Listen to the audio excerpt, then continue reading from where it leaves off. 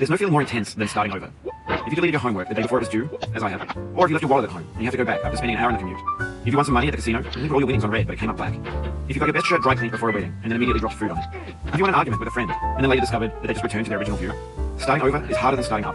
If you're not ready for that, like if you've already had a bad day, then what you're about to go through might be too much. Feel free to go away and come back. I'll be here.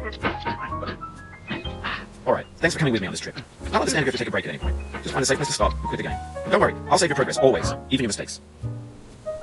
This game is a homage to a free game that came out in 2002, titled SANITY. The author of that game was Jazzo, a mysterious Czech designer who was known at the time as the father of B games. The B games are rough assemblages of found objects. Designers slap them together very quickly and freely, and they're often too rough and unfriendly to gain much of a following. They're built more for the joy of building them than as polished products. In a certain way, SANITY Hiking is the perfect embodiment of a B game. It's built almost entirely out of found and recycled parts, and it's one of the most unusual and unfriendly games of its time. In it, your task is simply to drag yourself up a mountain with a hammer. That act of climbing, in the digital world or in real life, has certain essential properties that give the game its flavor. No amount of forward progress is guaranteed. Some cliffs are too sheer or too slippery, and the player is constantly, unremittingly in danger of falling and losing everything. Anyway, when you start SANITY Hiking, you're standing next to this dead tree that blocks the way to the entire rest of the game. It might take you an hour to get over that tree. A lot of people never got past it. You prod and poke at it, exploring the limits of your reach and your strength, trying to find a way up and over. And there's a sense of truth in that lack of compromise. Most obstacles in video game worlds are fake. You can be completely confident in your ability to get through them once you have the correct method, with the correct equipment, or just by spending enough time. In that sense, every pixelated obstacle in SANITY Hiking is real. The obstacles in SANITY Hiking are unyielding, and that makes the game uniquely frustrating. But I'm not sure Jazzo intended to make a frustrating game. The frustration is just essential to the act of climbing, and it's authentic to the process of building a game about climbing. A funny thing happened to me as I was building this mountain. I'd have an idea for a new obstacle, and I'd build it, test it, and it would usually turn out to be unreasonably hard. But I couldn't bring myself to make it easier. It already felt like my inability to get past a new obstacle was my fault, as a player rather than as a builder. Imaginary mountains build themselves from our efforts to climb them, and it's our repeated attempts to reach the summit that turns those mountains into something real.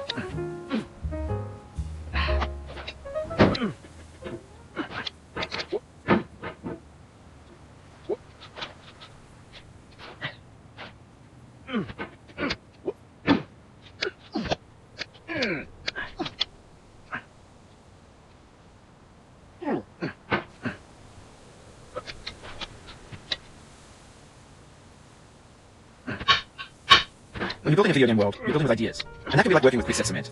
You mold your ideas into a certain shape that can be played with. And in the process of playing with them, they begin to harden and set until they're immutable, like rock. And at that point, you can't change the world. Not without breaking it into pieces and starting fresh with new ideas.